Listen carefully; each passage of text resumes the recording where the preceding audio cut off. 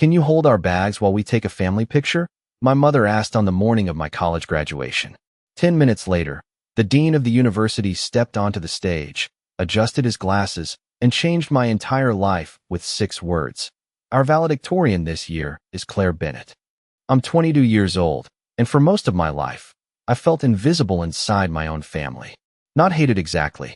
That would have at least required attention. No, I was the daughter people forgot to look at. The quiet one. The reliable one. The one who cleaned up after dinner while everyone else laughed in the living room. The one who worked double shifts without complaining. The one my parents described with words like independent whenever someone asked why they never seemed worried about me. My older sister Madison was different. Madison had always been sunlight in human form. Blonde hair that curled perfectly even in Ohio humidity. White teeth. Cheerleader smile. The kind of girl who walked into a room and somehow made everyone else rearrange themselves around her. My parents adored that about her.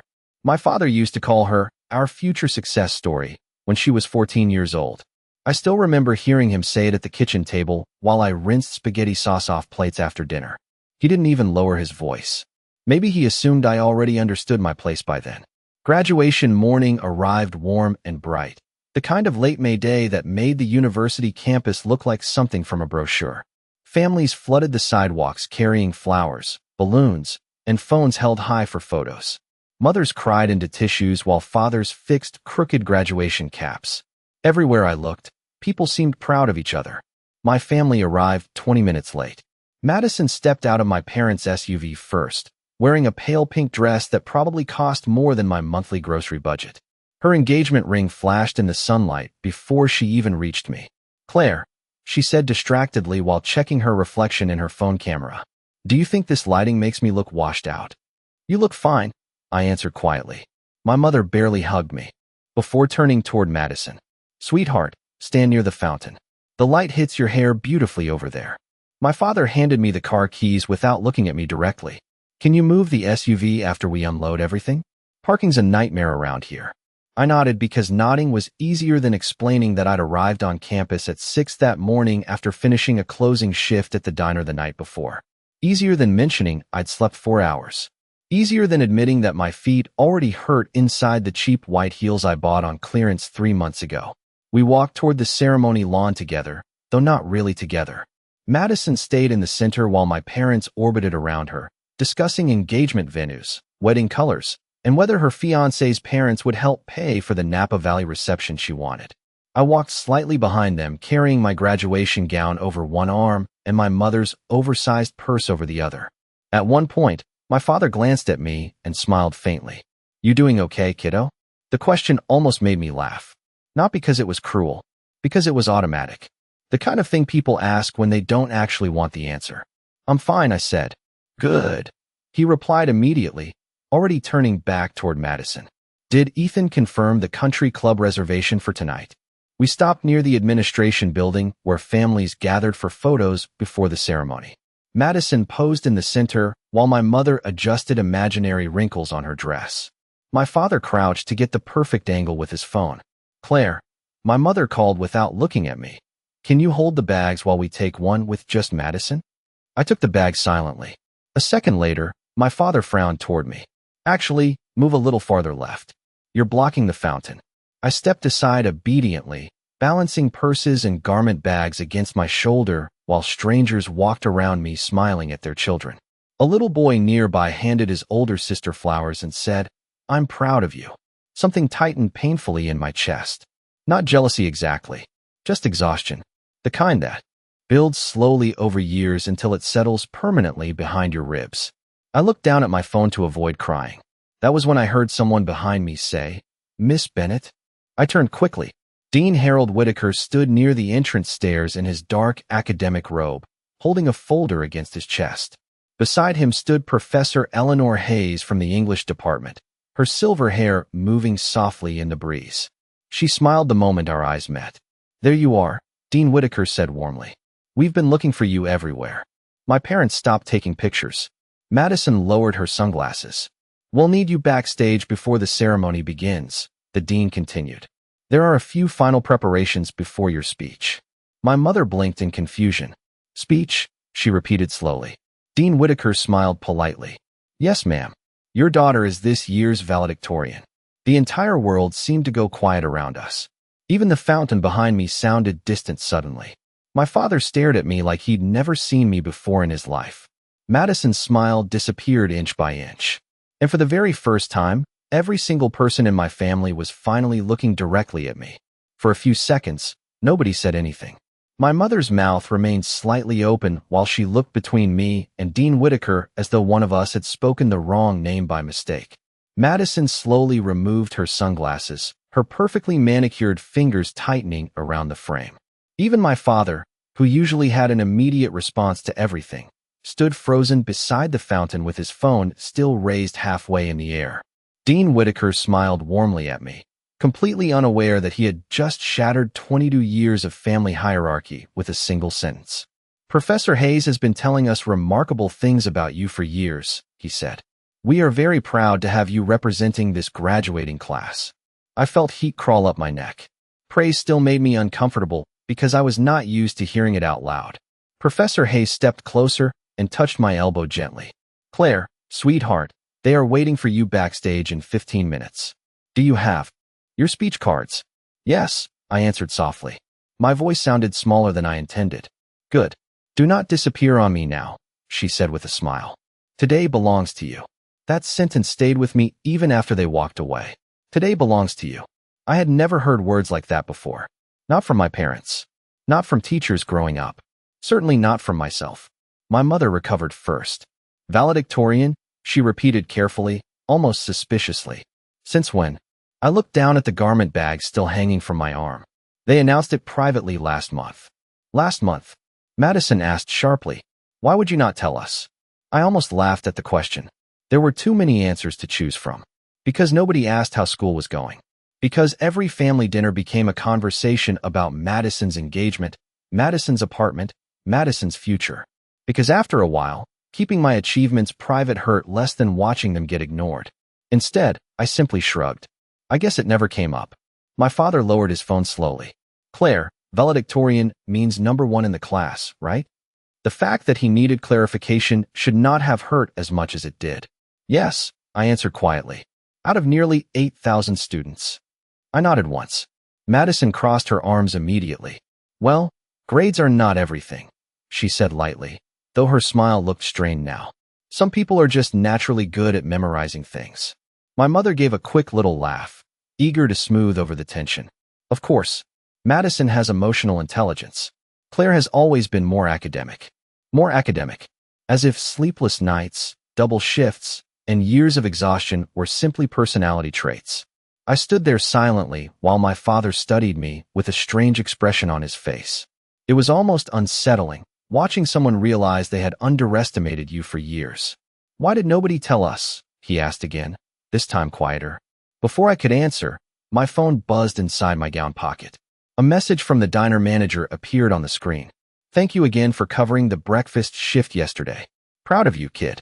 I stared at the text for a moment longer than necessary, because somehow that simple message felt more sincere than anything I had heard from my own family all morning. My mother cleared her throat awkwardly. Well, this is certainly unexpected. Unexpected. The word followed me as we walked toward the ceremony lawn.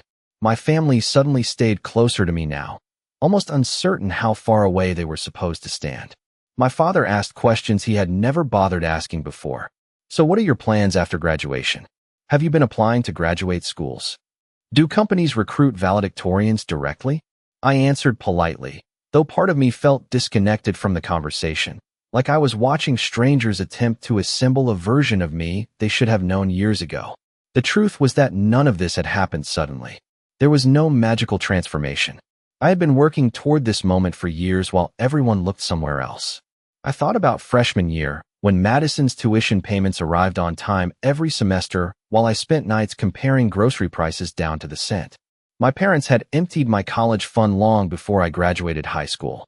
Technically, it had once belonged to both of us. My grandmother had started savings accounts for each granddaughter when we were children. But by the time I turned 18, Madison needed help transferring to a private university in Chicago after changing majors twice. My father sat me down at the kitchen table one evening and explained it carefully, like a businessman delivering unfortunate news. Your sister has bigger opportunities ahead of her, he had said. You are practical, Claire. You understand sacrifice. At 18 years old, I nodded because I thought love worked that way. I thought good daughters were supposed to make things easier for everyone else. So while Madison posted spring break photos from Miami and joined a sorority with expensive formal events, I attended community college for 2 years and worked 30 hours a week at a diner off Interstate 71. I memorized lecture notes during lunch breaks. I wrote essays at 2 in the morning while my uniform still smelled like coffee and fried onions. Some nights, I fell asleep on library tables with my cheek pressed against economics textbooks because going home wasted gas money. Nobody in my family knew any of that. Or maybe they simply never asked enough questions to find out. We reached the entrance gates where graduates lined up by department before entering the stadium. Families crowded behind barriers holding signs and bouquets. Madison adjusted her hair again before turning to me. Are they announcing your GPA during the ceremony? She asked casually. I think so. Huh. She smiled tightly. Well, good for you. For the first time in my life, the compliment sounded painful coming from her. The graduates began filing toward the stadium entrance in long black rows that moved slowly beneath the morning sun.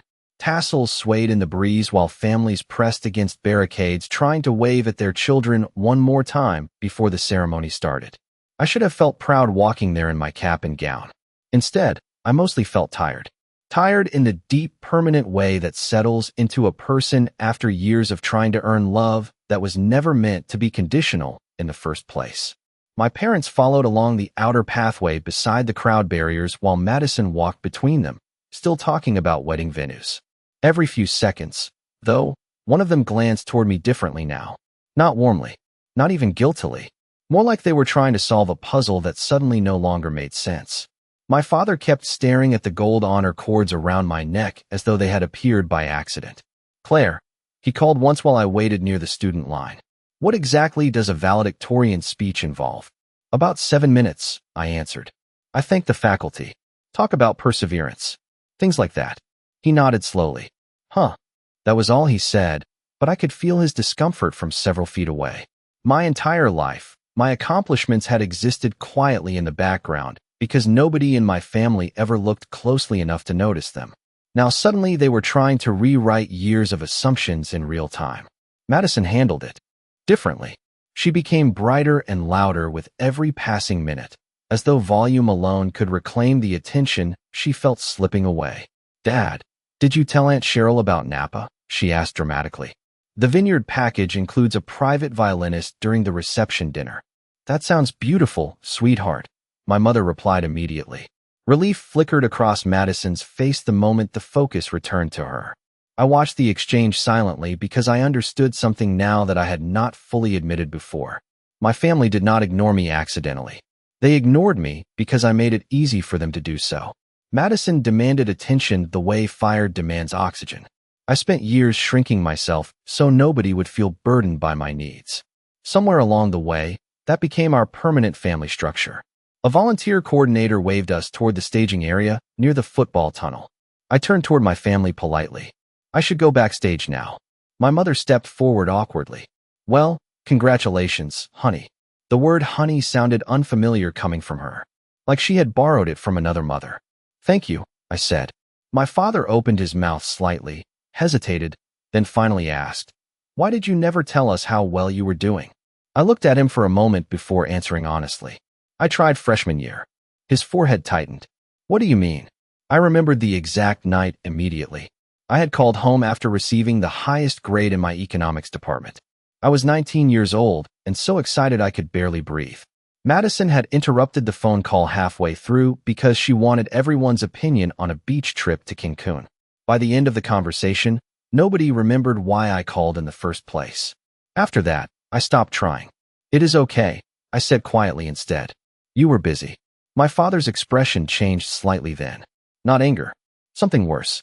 Recognition. Behind him, Madison checked her reflection in her phone again before muttering, well, nobody can say Claire does not enjoy a dramatic reveal. I almost smiled at that because there was something strangely ironic about hearing the word dramatic from the person who once cried for 2 days because my parents bought her the wrong shade of white for her first car. Professor Hayes appeared near the tunnel entrance carrying a clipboard against her chest. Claire, there you are. She smiled warmly before lowering her voice slightly. Nervous? A little. Good. That means you care. She glanced toward my family briefly, and then back at me.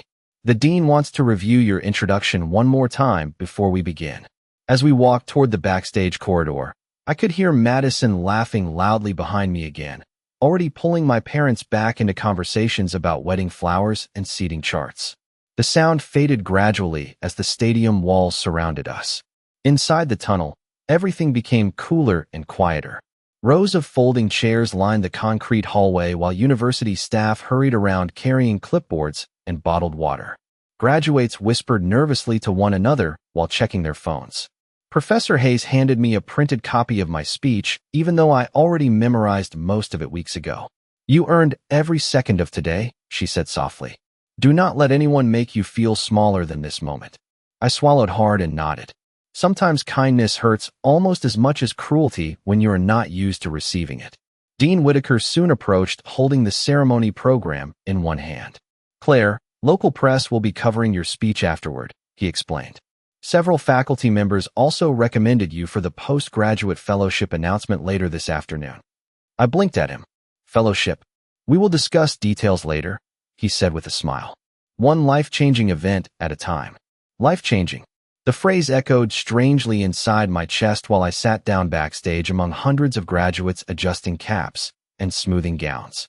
Outside, I could hear the stadium crowd roaring as families filled the seats. Somewhere up there, my parents were probably still trying to understand how the daughter they overlooked became the student an entire university chose to honor.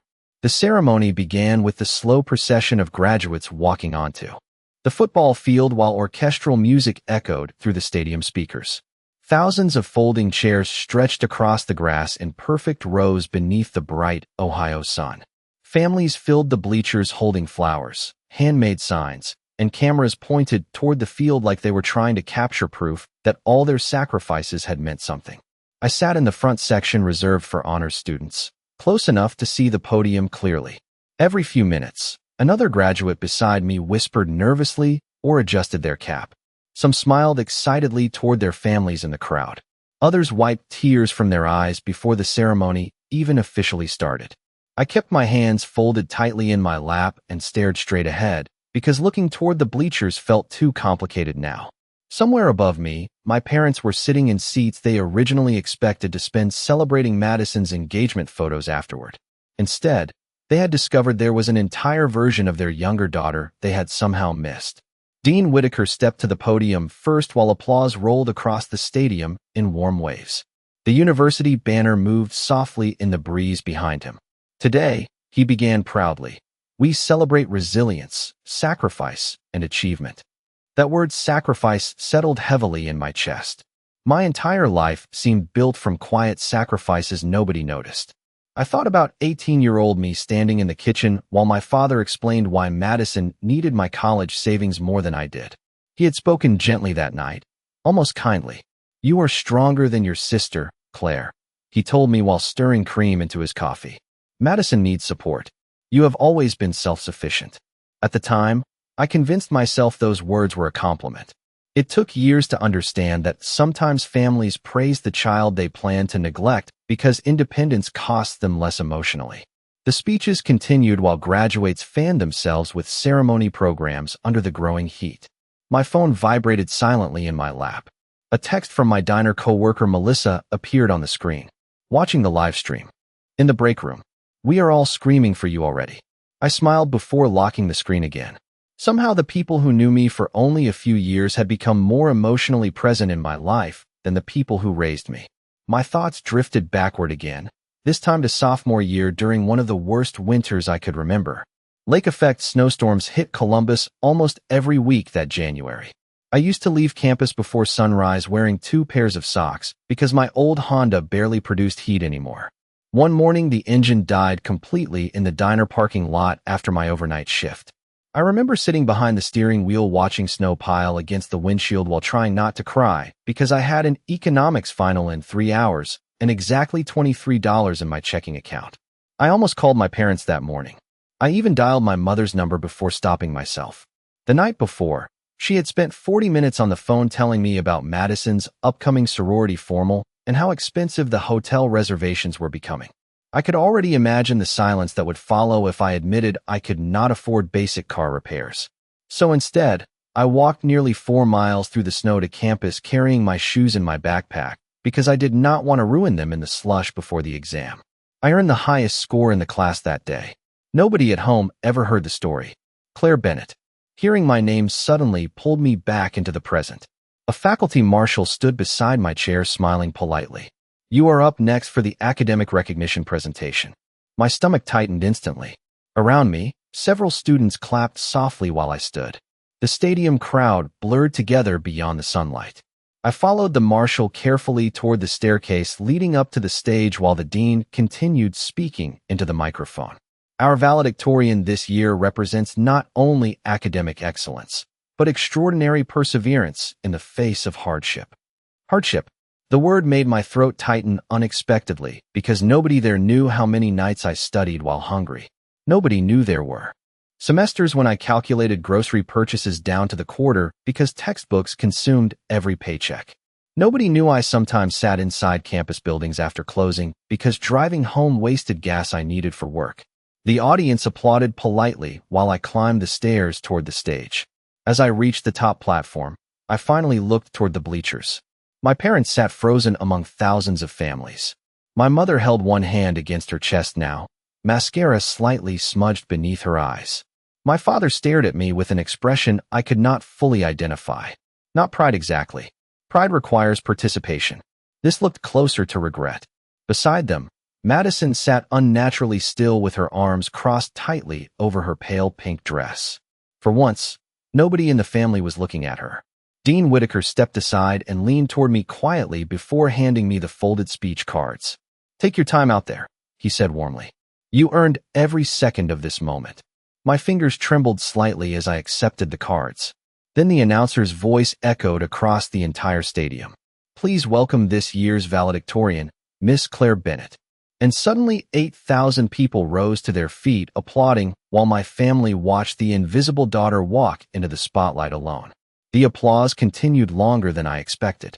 Waves of sound rolled through the stadium while sunlight reflected off thousands of raised phones recording the moment. I walked toward the podium carefully, almost afraid the entire scene would disappear if I moved too quickly. My graduation gown brushed softly against the stage floor while Dean Whitaker stepped aside with a proud smile. Somewhere deep in the crowd, people were cheering my name. I had spent so many years unnoticed that hearing strangers celebrate me felt unreal. I placed my speech cards on the podium and looked out across the stadium. Rows and rows of faces stretched before me beneath the bright afternoon sky. Parents leaned forward proudly beside grandparents and younger siblings. Some people still clapped softly, while others wiped tears from their eyes. Then my gaze found my family again.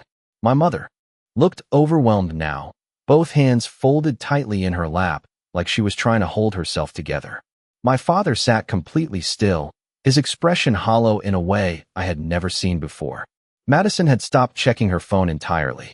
Her shoulders remained stiff while the giant stadium screen displayed my face above the crowd. For the first time in our lives, there was nowhere for any of them to look except directly at me. I adjusted the microphone slightly and took a slow breath. My voice trembled at first, but only for a second. When people talk about success, I began softly. They usually talk about talent, intelligence, or opportunity. The stadium quieted immediately. But after 4 years here, I think success is often something much quieter than that. Sometimes success is simply continuing forward when nobody expects very much from you. I paused briefly. Somewhere in the audience, someone sniffled softly. There were moments during college when I studied inside 24-hour libraries because my apartment heat stopped working. There were nights I finished diner shifts at 2 in the morning and still had exams waiting for me at 8. I learned how to stretch $10 across an entire week. I learned that exhaustion can become so familiar, it almost feels normal. The crowd remained silent now, listening carefully. But I also learned something else. I learned that invisible people often become the strongest people in the room because they spend years surviving without applause. My hands steadied against the podium. The words came easier now because they were true. Some students arrive at college supported by family money, connections, and certainty. Others arrive carrying jobs, debt, fear, and loneliness. Yet every single person sitting here today crossed the same finish line anyway. A wave of applause interrupted the speech briefly before fading again. I glanced toward the faculty section where Professor Hayes sat smiling quietly with tears shining in her eyes. I used to believe being overlooked meant I was unimportant. I continued more softly. But eventually I realized something powerful. Just because people fail to see your value does not mean your value is not there. My mother covered her mouth suddenly. Even from the stage, I could see her crying now. My father lowered his eyes toward the ground. Madison remained frozen beside them, staring up at me with an expression caught somewhere between confusion and resentment. There are people in this stadium today who have spent years feeling like background characters in their own lives, I said. The quiet children, the responsible ones, the people who learned early not to ask for too much. I want those people to know something. Your worth is not measured by how loudly others celebrate you. Sometimes the strongest thing a person can do is continue building a future for themselves even when nobody around them notices the work. The stadium erupted into applause again, louder this time. Several graduates stood briefly cheering while others wiped tears from their faces. I waited patiently until the noise settled. Today is not only about achievement, I finished gently. It is about resilience. It is about every person who kept going despite disappointment, despite exhaustion, despite feeling unseen. And maybe that is what real success actually looks like. Not being chosen first, but choosing yourself when nobody else does. The final sentence hung quietly in the warm afternoon air for one long second before the entire stadium rose into a standing ovation. Thousands of people stood clapping while the sound echoed through the arena like thunder. I stepped back from the microphone slowly, overwhelmed by the noise, the sunlight, the emotion pressing tightly against my chest. Dean Whitaker shook my hand proudly, while faculty members applauded behind me. As I turned away from the podium, my eyes drifted back toward my family one last time. My father looked shattered. Not angry, not embarrassed, just devastated in the quiet, helpless way people look when they realize they missed something important and there is no way to undo the lost years. My mother cried openly now, mascara streaking slightly beneath her eyes. Madison sat rigidly still beside them, while strangers nearby continued applauding me enthusiastically. In that moment, surrounded by thousands of cheering voices, I finally understood something I had been chasing my entire life. Their approval was never going to heal me. But standing there under the bright Ohio sky, hearing an entire stadium recognize the girl my own family overlooked, I realized I did not need their permission to feel worthy anymore. After the ceremony ended, the football field dissolved into organized chaos. Families flooded down from the bleachers carrying bouquets, cameras, and graduation gifts wrapped in shiny paper. Everywhere I looked, parents hugged their children while graduates laughed through happy tears beneath the hot afternoon sun. The loudspeaker continued playing celebratory music while faculty members shook hands near the stage. I stood near the edge of the field holding my diploma case against my chest, suddenly unsure where to go. For years, I imagined graduation as the moment everything would finally feel different. Instead, I mostly felt calm. Not triumphant, not angry, just strangely peaceful, like a part of me had finally stopped fighting for space inside rooms where I was never fully welcomed. Claire, Melissa's voice cut through the crowd before I even saw her. A second later, she wrapped her arms around me tightly enough to nearly crush my graduation cords. Oh my God, we were crying in the diner break room, she laughed. Frank had to pretend he got dust in his eye. I smiled for what felt like the first genuine time all day. Behind her, two other co-workers from the diner approached carrying flowers from the grocery store nearby. The bouquet was simple, white daisies and blue ribbon, probably under $20. Somehow it meant more to me than anything expensive ever could. We are proud of you, kid, Frank said warmly, adjusting his old baseball cap. Knew you were special the first night you corrected my math on inventory totals. I laughed softly while tears threatened unexpectedly behind my eyes. These people knew about my double shifts. They knew about the nights I arrived exhausted and still carried textbooks into the employee break room. They knew because they paid attention. Thank you, I whispered. Melissa squeezed my shoulder gently. You sounded incredible up there. Before I could answer, I noticed my family approaching slowly through the crowd. My mother walked first, clutching tissues in one hand, while my father stayed slightly behind her with his suit jacket folded over his arm. Madison followed several feet back, staring at her phone again, though her expression remained tense.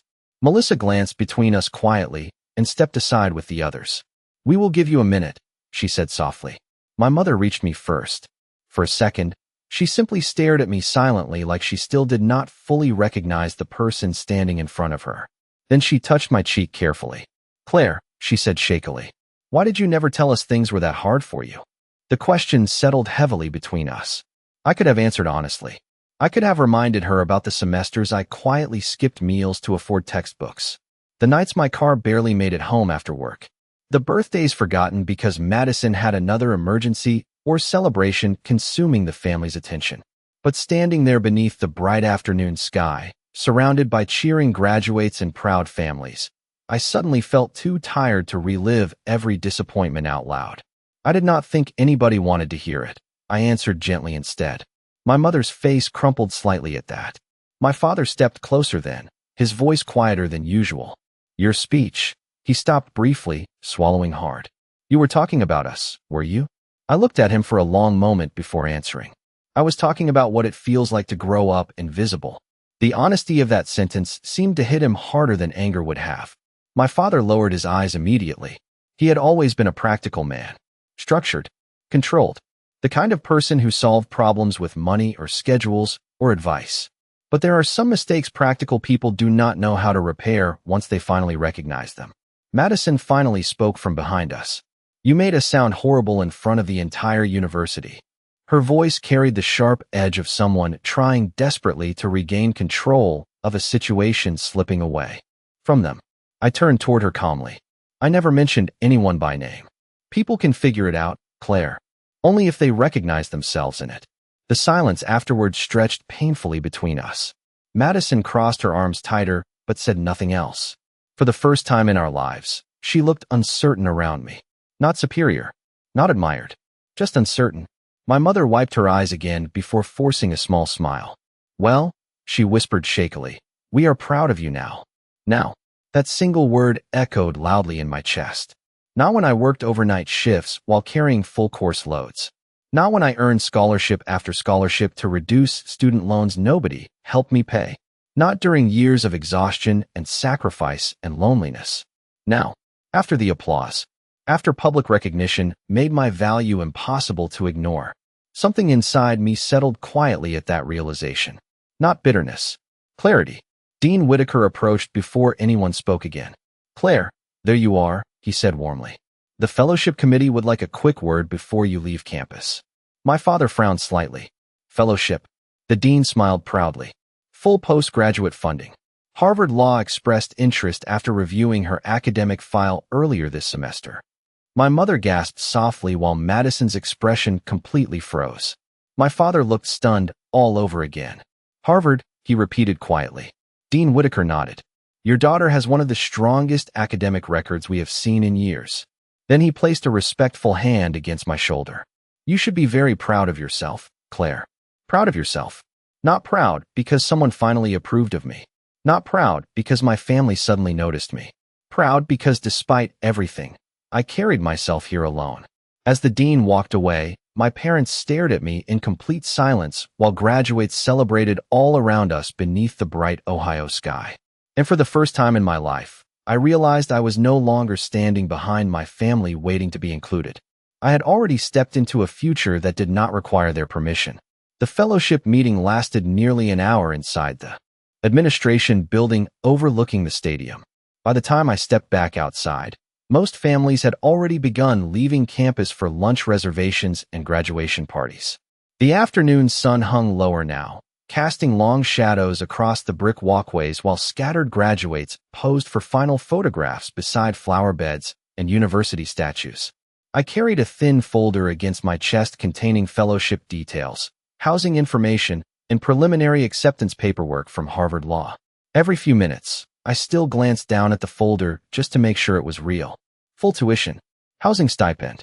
Academic mentorship placement. Opportunities people spend entire lifetimes chasing.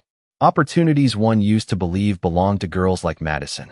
Not girls who memorized textbook chapters during diner breaks, while calculating whether they could afford extra gas that week.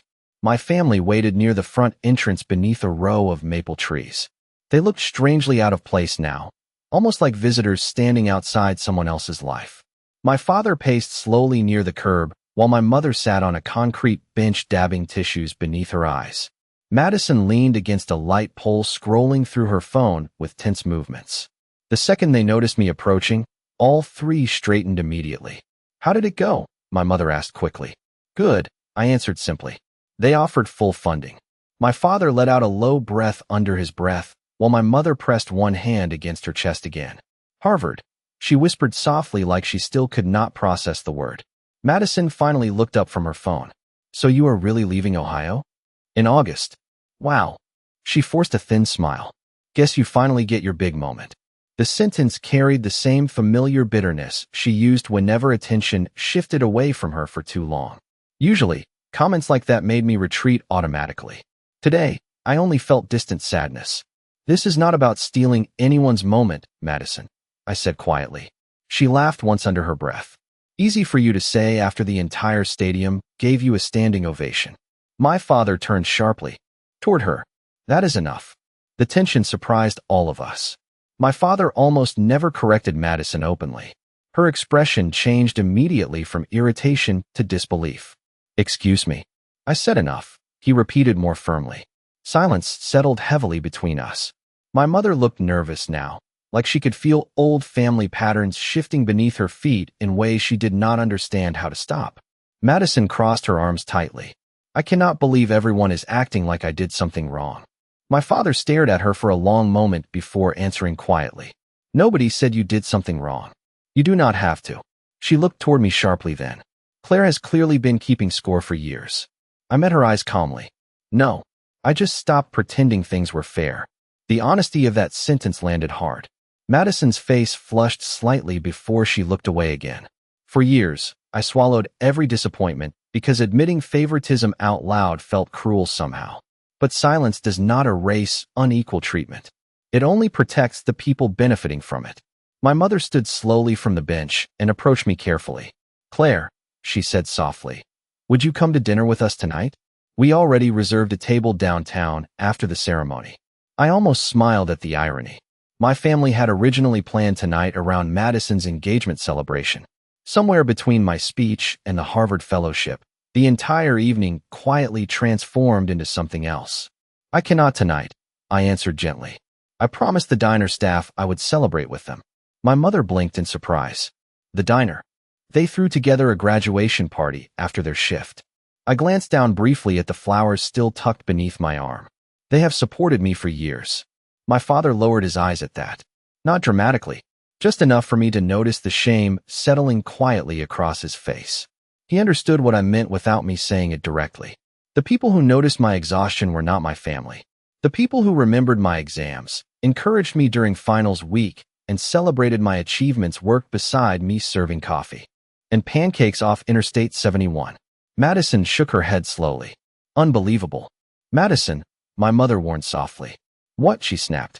"Everybody suddenly worships Claire because she got good grades and gave one emotional speech." "It was more than that," my father said quietly. Madison stared at him in disbelief. "Seriously?" He rubbed one hand across his forehead tiredly before speaking again. "Your sister accomplished extraordinary things with almost no support from us." The word "us" seemed to physically pain him. Madison laughed sharply under her breath. "So now I am the villain?" "Nobody said that either," I answered softly. "But you were not the only daughter in this family." The silence afterward felt enormous. Cars moved slowly through nearby campus roads while distant laughter echoed from other graduation parties beginning across the university.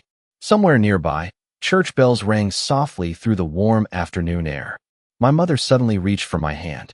"We were proud of you all along," she whispered emotionally. I looked down at our hands together. Part of me wanted desperately to believe her, because children never fully outgrow the hope that their parents truly see them. But another part of me remembered too many years spent shrinking quietly beside my sister while everyone called it normal. Maybe, I said gently. But there is a difference between loving someone and noticing them. My mother started crying again after that. Real crying this time. Quiet and embarrassed and painfully human. My father stood beside her helplessly while Madison stared off toward the parking lot, refusing to look at any of us. And standing there beneath the fading Ohio sunlight, diploma in one hand and Harvard fellowship papers in the other, I finally understood something clearly. Success had not changed who I was. It had simply forced my family to finally confront who they had been all along. That evening, the diner closed 2 hours early for the first time since I had started working there. Frank taped a handwritten sign on the front door that read "Closed for a very important reason," while Melissa hung cheap gold streamers around the windows that kept falling down every few minutes because the tape would not stick properly in the summer humidity.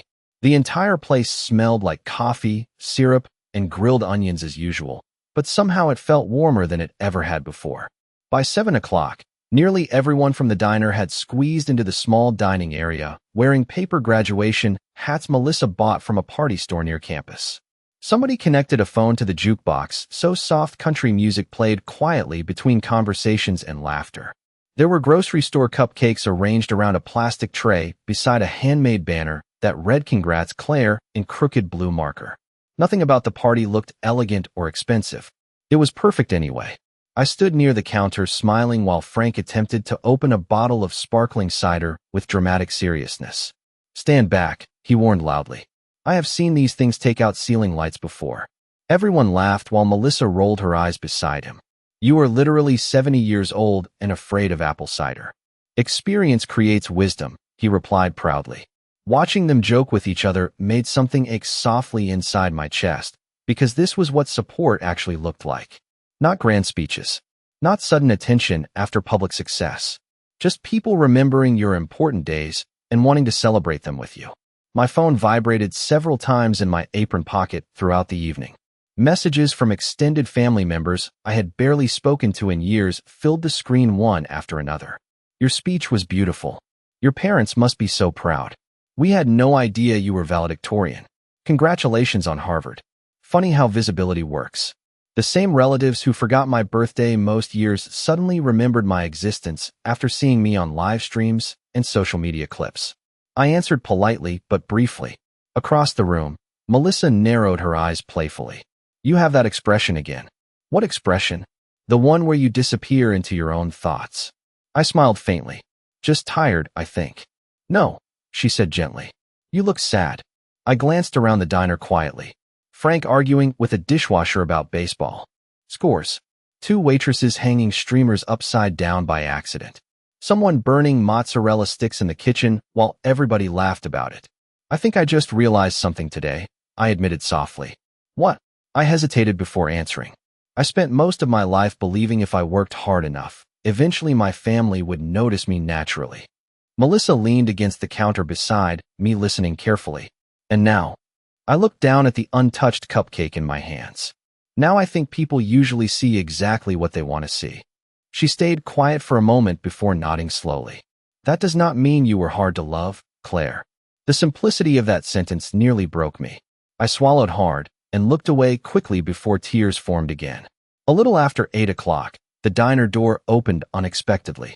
The entire room fell quieter almost immediately when my parents stepped inside. My mother looked uncertain standing beneath the fluorescent lights while my father removed his suit jacket awkwardly near the entrance. They seemed out of place among the vinyl booths and coffee stains and tired workers still wearing name tags from long shifts. "We did not mean to interrupt," my mother said softly. Frank immediately wiped his hands on a dish towel and walked forward politely. "You are Claire's parents?" "Yes," my father answered. Frank nodded once toward me. "You raised one hell of a young woman." The sentence landed harder than anyone intended. My father's face tightened slightly, while my mother blinked back fresh tears. "Can we talk to you for a minute?" she asked me quietly. I stepped outside with them into the warm evening air. The parking lot smelled faintly like rain and asphalt, while traffic moved slowly along the interstate nearby. For a few seconds, none of us spoke. Finally, my father looked at me directly. "I owe you an apology."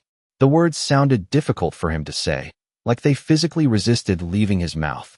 "Claire, I thought pushing you to be independent was helping you become stronger." He paused heavily.